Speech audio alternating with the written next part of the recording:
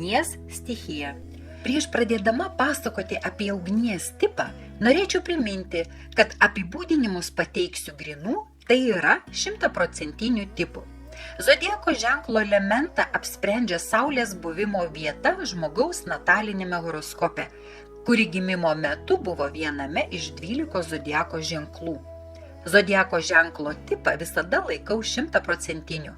Plaštakų formos tipologija apsprendžia pirštų ilgis ir delno formą. Išsamesnę informaciją apie delnų tipologiją rasite ankstesnėje video paskaitoje. Pasižiūrėkite.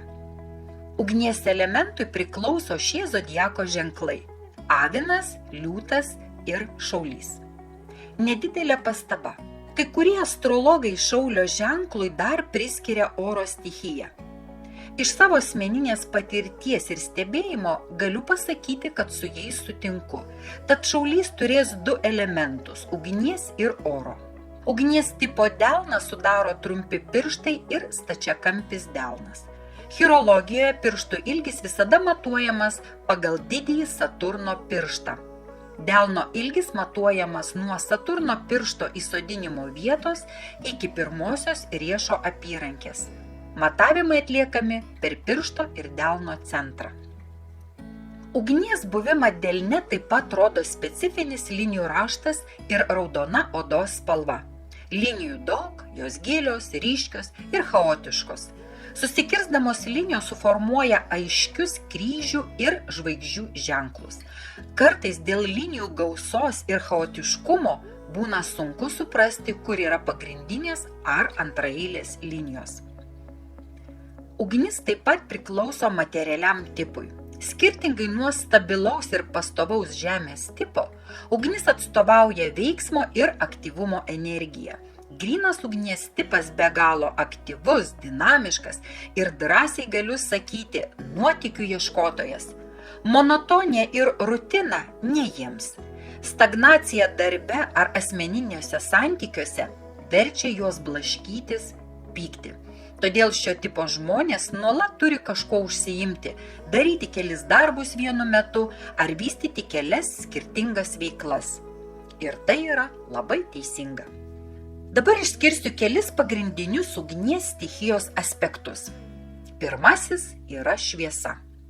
Kai žmogus eina į tamsą, jis visada naudos kažkokį šviesos šaltinį. Anksčiau tą šviesą teikia degantis fakelas. Ištiesęs ranką į priekį, žmogus fakelo šviesa pasišviečia savo kelią. Ugnis eina pirmoji. Taip ir su ugnies elemento žmonėmis. Jie visada turi būti priekyje, pirmieji. Įlipęs į autobusą atsisės priekyje. Vairuodamas automobilį nepakęs vilktis iš paskos, todėl stengsis aplenkti ir išsiveržti į priekį. Pabrėžiu šį faktą. Ugnies žmonės visada turi būti priekyje. Jie materialaus pasaulio pionieriai, kaskart atrandantis vis naujas žemes. Gėdami prigimtinio smalsumo, jie leidžiasi keliauti į pavojingas džiunglės ar leistis į giliausius vandenis. Grynas, tai yra 100% ugnies tipas, niekada nesėdės gražiai sudėjęs rankyčių ant kelių ir ilgesingai nežiūrės į tolį. Jis ten bus. Kol kiti elementai susiruoš kažką daryti, ugnies tipas jau bus padaręs ir dairysis naujų neištirtų horizontų. Ugnies šviesa yra matoma iš toli. Tad ir ugnies žmonės ši prigimtinė šviesa išskirs iš minios. Ugnies stichijai priklausančių žmonių neįmanoma nepastebėti ar negirdėti. Jie visada atkreips aplinkinių dėmesį savo elgesiu, garsiu juoku ar išsišokimais. Taip ir turi būti. Jei niekas jų nepastebi, ras būdų, kaip į save atkreipti dėmesį. Gražiuoju ar piktuoju, ugnies elemento žmonės pasiims tą dėmesio dalį, kuri jiems priklauso. Dėl savo matomumo, kabutėse, šio tipo žmonės neretai be kaltės nukentėdavo vaikystėje ar paauglystėje. Kažkas išdaužė mokyklos langą. Išrikiavo mokyklos direktorius mokinius, akilai pasižiūrėjo ir sako: ateik, Petriuk, tavo darbas. Petriukas dievagojasi, kad to nedarė. Atsikalbinėji, atsivesk rytoj tėvą. bus vyriškas pokalbis. Bicena Petriukas namo, nelaimingas. Perdavė tėvui mokyklos direktoriaus kvietimą. Pasakė už ką, tėvas žiūri į Petriuką su nusistebėjimu ir sako: tai kad tu tą dieną mokykloje nebuvai, Petriuk. Va tokia ugnies sėkmė. Kitas pavyzdys. Kad ir kaip bandytų ugnies stichijos žmogus nuslėpti savo vėlyvą grįžimą namo, jam niekaip nesiseks neišsiduoti. Tai grindys sugirgždės, bandant tyliai nutipenti į savo kambarį, tai durys išdavikės už nugaros per garsiai užsidarys, tai čiaudulys suims pačiu netinkamiausiu metu. Mielieji, esate matomi ir girdimi. Jūs visada būsite pastebėti, tad deramai užimkite pirmas gretas ir būkite dėmesio centre. Čia jūsų vieta. Kaip sakoma, ugnies kišenėje nepaslėpsi. Todėl antrasis ugnies stichijos aspektas yra dėmesys. Ugnies stichijos maistas, kabutėse, kitų asmenų dėmesys.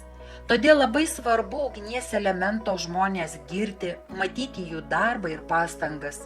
Ir tai galioja tiek mažai ugnytei, tiek brandžiai. Visada juos girkite, džiaukitės jų rezultatais, statykite pavyzdžių kitiems. Tuomet, garantuoju, jums pavyks susitvarkyti su didžiausiu neklaužada ir nenuorama. Negaudama kokybiško maisto, tai yra pozityvaus dėmesio, ugnies stichija tampa pikta niurzga. Ir štai dar vienas ugnies elemento aspektas – pyktis. Visada savo mokiniams ir klientams pabrėžiu, jog ugnies stichija yra pikta. Todėl nerealizuotas ugnies aktyvumas tampa pykčio, ūmaus elgesio ar atsikalbinėjimų priežastimi. Kaip jau sakiau, ugnis yra veiksmo stichija. Todėl ugnies elemento žmonės turi gyventi aktyvų ir įdomų gyvenimą. Kai kažkas ima juos riboti, drausti ar neleisti, jie atsisuka į savo tramdytoje pykčio veidų. Ir patikėkite, iš burnos paleista piktų žodžių ugnis nudegins labai skaudžiai. Jau ką moka, tai moka. Nepatenkintas ugnies elemento žmogus virsta tikru slibinu pabaisa, besispjaudančių karštą ugnimi. Nuoširdžiai gaila tų, kurie pakliūna po karštą ugnies ranką. Apibars, aprieks, iškeiks, o po valandos vėl šypsosi, lyg nieko ir nebuvo, vėl draugas. Užmaršumas yra dar viena ugnies stichijos žmonių savybė. Ne, jūs nepagalvokite, kad ugnis pamirš jūsų nuodėmes ar prasikaltimus. Jokiu būdu. Šitą jį prisimins ir primins jums visą gyvenimą. Kalbu apie kasdienybę. Jei pasižiūrėsite į laužo liepsnas, pamatysite, kaip kaskart jos vis blyksteli kitoje vietoje ir kitaip. Liepsna blaškosi, juda, žaidžia, šoka ir vis kitomis formomis. Taip ir ugnies elemento žmonių dėmesys blaškosi nuo vieno dėmesio objekto prie kito. Stipresnis dirgiklis tampa dėmesio sutelkimo objektu, o prieš tai buvęs nuslopsta, tampa nebesvarbiu. Juolab, kad ugnies stichijos žmonės yra nekantrus. Viskas turi vykti greitai ir operatyviai. Palauk žodžio nėra. Dabar. Jiems reikia tiek daug nuveikti, jie daug nori pamatyti, tad gaišti laiko laukimui jie neturi. Ir jei norimo daikto ar veiksmo jie negavo iškart, po 5 minučių jau nebereikės. Nes greičiausiai jų dėmesį bus užvaldęs kitas labai įdomus reikaliukas. Ugnies stichija yra ūmi, staigi ir nenuspėjama. Šias savybės ji perdavė savo vaikams, apdovanodama ne tik kuriančią energiją, bet ir naikinančią. Noriu pateikti dar vieną palyginimą, kuris galioja ne tik ugnies stichijai, bet ir viskam mūsų gyvenime. Viskas mūsų pasaulyje yra dualu, kaip dvi medalio pusės. Viena gera ir teisinga, kita sunki ir negatyvi.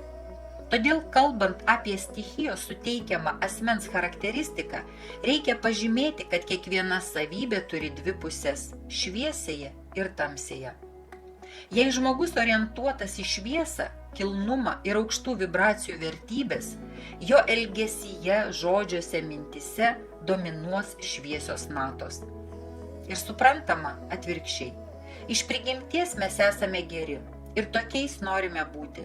Norime, kad mus pagirtų, pastebėtų, palaikytų, mylėtų ir suprastų. Deja, bet atkeliavome į žemę, kurioje turime praeiti gana rūsčias pamokas, tam, kad taptume tobulais. Sunki vaikystė, įskiepyti kompleksai, skriauda ar patirta neteisybė sukelia didelę vidinę trintį ir priešpriešą. Todėl dažniau atsisuka ne pozityvioji medalio pusė, o negatyvioji. Ir tuomet vietoj žydinčių sodų turime iškapotus miškus ir plikynės. Grįžtu prie ugnies stichijos charakteristikos. Pateiksiu tokį palyginimą, kad dar geriau suprastumėte ugnies stichijos esmę. Įsivaizduokite laužą. Tam, kad laužas degtų, reikia malkų. Ir kuo daugiau malkų, tuo kaitresnis bus laužas. O dabar įsivaizduokite joninių laužą, kuriame naudojami dideli medžio rąstgaliai. Toks laužas bus matomas iš gretimų apylinkių ir pritrauks prie savęs nemažai smalsuolių. Taip ir su ugnies elemento žmogumi. Malkos simbolizuoja veiklą, darbą. Kuo daugiau veiklos žmogus turi, tuo daugiau dėmesio ir sėkmės pritraukia. Žodžio tingių ugnies žmonių leksikoje nėra arba neturėtų būti.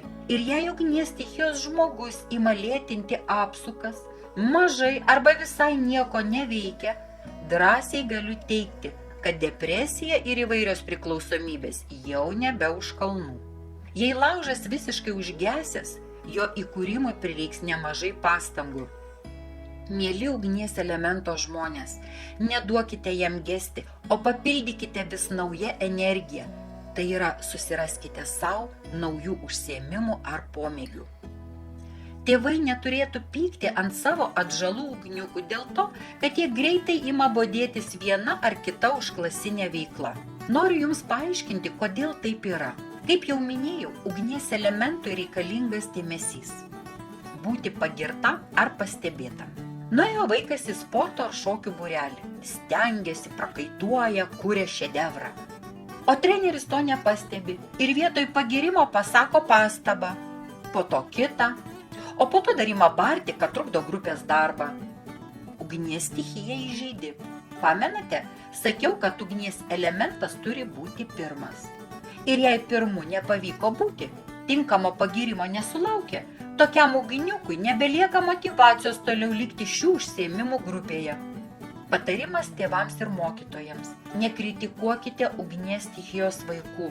Nuo to jie geresniais netaps. Kels triukšmą, maištaus, trankysis durimis, bėgs iš namų. Verčiau pagalvokite, kaip energiją trykštantį vaiką nukreipti tinkamą linkme, kad jis visus džiugintų puikiais rezultatais ir pasiekimais. Gyvenimo pamoka. Ugnies elemento žmonių užduotis – vesti kitus paskui save. Jie drąsūs, nebijantis rizikuoti, kupini vidinių ir išorinių iššūkių. Smalsumas gena pažinti ir atrasti tai, kas dar liko už pažinimo ribų. Tyčia ar netyčia, jie atsiduria pačiame įvykių verpeto viduryje. Su jais visada nutinka kažkas neįprasto, netikėto ir nenuspėjamo. Dėl savo ūmaus ir staigaus būdo ugnies stichijos žmonės neretai pakliūna į komplikuotas gyvenimiškas situacijas. Greitai užsiplieskia, jie nesivaldo, gali pasakyti aštrų žodį ar net padaryti smurtinį veiksmą. Todėl šiam tipui būtina mokytis kantrybės ir susivaldymo. Savo energiją jie turi įdarbinti kabutėse teisingai, kad gautas rezultatas neverstų raudonuoti ar gėdyti savo veiksmų.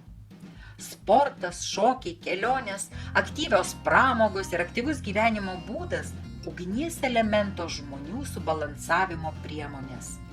Kuo daugiau fizinio veiksmo ir įspūdžių, tuo sveikesnis ir produktyvesnis bus ugnies žmogus. Kaip jau esu minėjusi, zodiako stichiją laikau 100% tipų, bet rankose gali būti kita stichija, kuri gerokai gali pakoreguoti ugnies elemento veiksmus ir elgesį. Pavyzdžiui, vandens stichijos rankų tipas ženkliai sulėtina ir apramina neramų ugnies temperamentą. Sutikę tokio tipo liūtą, jūs neišgirsite pavojingo riaumojimo, o tik švelnų ir mielą mor. Sveikata. Ugnies stichija yra ūmi ir nenuspėjama. Todėl ir sveikatos problemos bus netikėtos, staiga atsiradusios. Ypač dažnas svečias yra traumos, sumušimai, užsigavimai, netikėti atsitikimai. Įvairūs priepuoliai, uždegimai, šoktelėjas, spaudimas ar temperatūra yra ugnies stichijai priklausantys sveikatos sutrikimai. Įdomumo dėliai paklausinėkite savo artimųjų ar draugų, kurie priklauso ugnies stichijai. Ar vaikystėje nebuvo nusideginę ar nusiplikę karštų vandeniu. Šiam elementui pavojinga dirbti su sprogstamomis ar degiomis medžiagomis, jei yra emocionaliai nesubalansuoti. Kaip esu minėjusi, ugnies stichija yra pikta. Ši savybė yra būdingas ugnies elemento žmonių bruožas. Todėl pikčiurnos turėtų kuo toliau laikytis nuo degių medžiagų ar įkaitusių prietaisų. Motyvacija. Manau, jau supratote, kad didžiausias motyvas ugnies elemento žmogui yra jo pastangų pagyrimas. Parodykite, kad juos matote, vertinate jų pastangas, džiaugiatės jų rezultatais ir laimėjimais. Ugnelėms būtinai pasakykite, kokios jos gražios ir ryškios. Ir būsite maloniai nustebinti, kai buvusi pikčiurna kolegė taps malonia ir paslaugia. Ugnies elemento tipo žmonės turi išmokti patys save motyvuoti. Motyvas išties turi būti svarbus, kad ugnies žmogus pabaigtų darbą nesibodėdamas ir be kančios. Ugnies stichija yra užkariautoja. Pamačiau, atėjau, nugalėjau. Greitai ir operatyviai. Jos visada motyvuos naujos galimybės ir nauji patyrimai. Vaikui galima pasakyti: susitvarkysi kambarį, važiuosime pramogauti. Suaugusio karuselį mes nesugundysite, nors... Mielos ugnelės, niekada nesislėpkite už kitų nugarų, jūsų vieta priekyje. Švieskite ir veskite kitus paskui save. Nestoviniuokite ties pasiektais tikslais. Kurkite naujus ir jų siekite. Drąsos, ištvermės, entuziazmo ir sveikos rizikos turite apsčiai. Tai reikia šiek tiek kantrybės ir laiku prikasti liežuvėlį. Ir jūsų gyvenimas taps vienu dideliu, nuostabiu nuotykiu.